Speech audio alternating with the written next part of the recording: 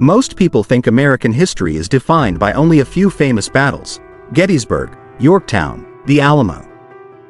Yet I have carried enough powder to know that history is often decided somewhere quieter.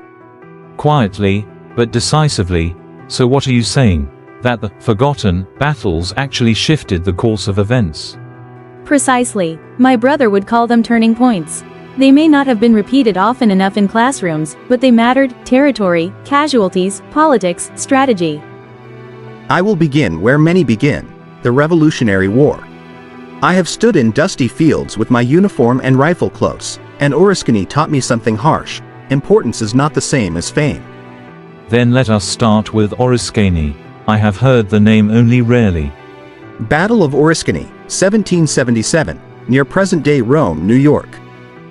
Around 800 American militia fought. Many were not professional soldiers, and casualties were about 500.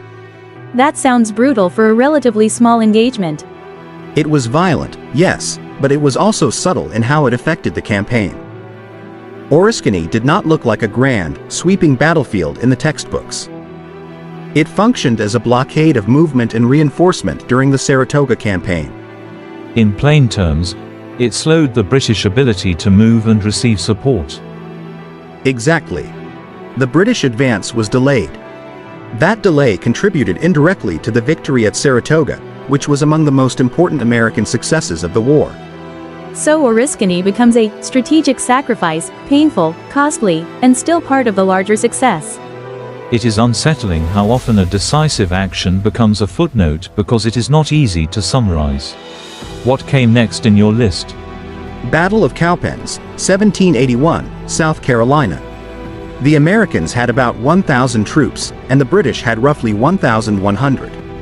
Similar numbers, then. So what makes Cowpens stand out? The Americans did not merely hold a line. They executed a controlled tactical trap. It was not random courage, it was planning. A trap suggests timing and coordination. Did the British get surrounded? Yes. Approximately 700 British soldiers were captured.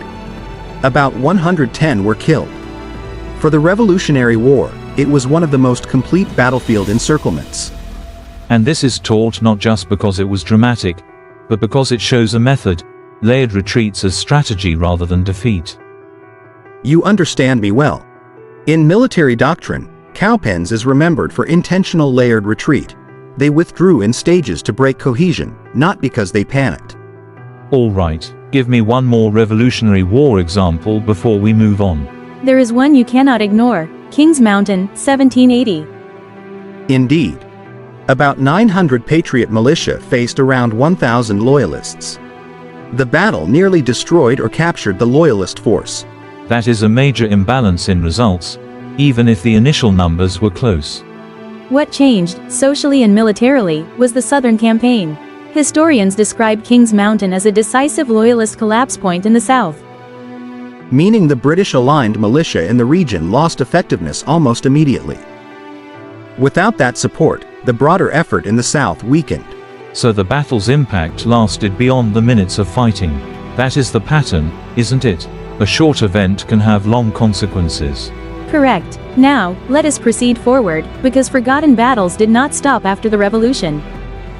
Battle of Lake Erie, 1813, naval warfare now. Oliver Hazard Perry's American fleet faced the British fleet. The outcome was total control transfer. Total control, that is a strong phrase. It is accurate. The fleets engaged and the British fleet was defeated and captured. Each side involved roughly 500 to 600 crewmen.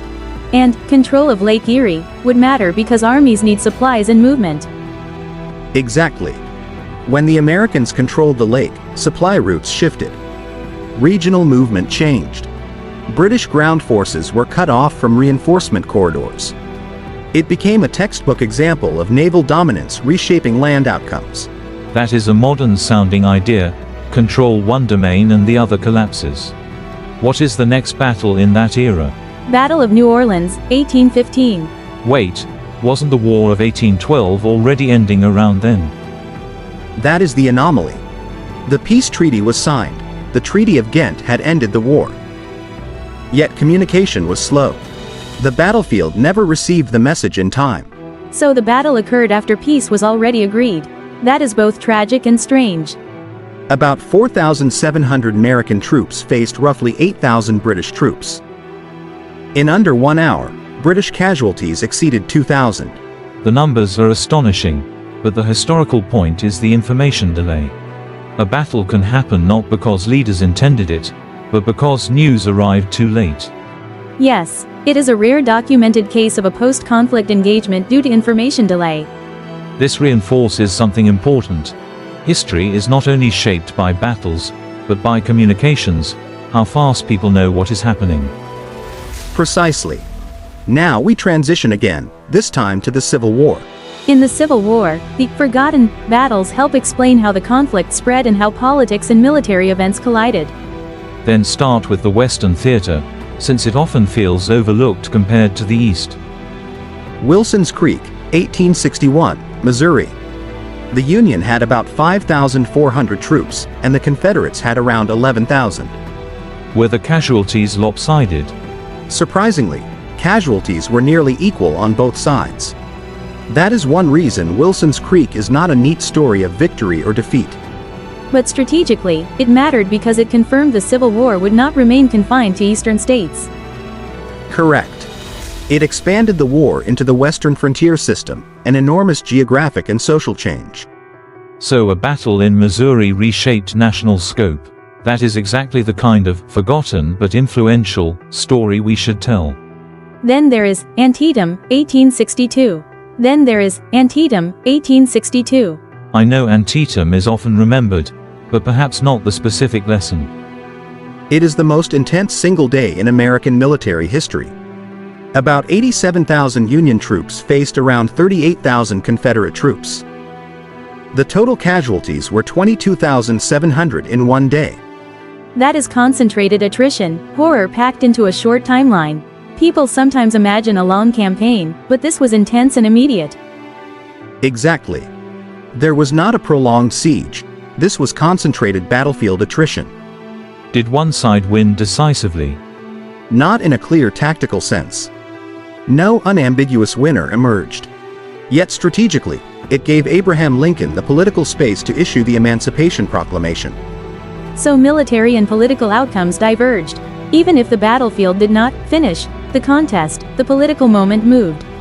That is a crucial distinction for general audiences. What a battle does on the ground may not match what it accomplishes politically.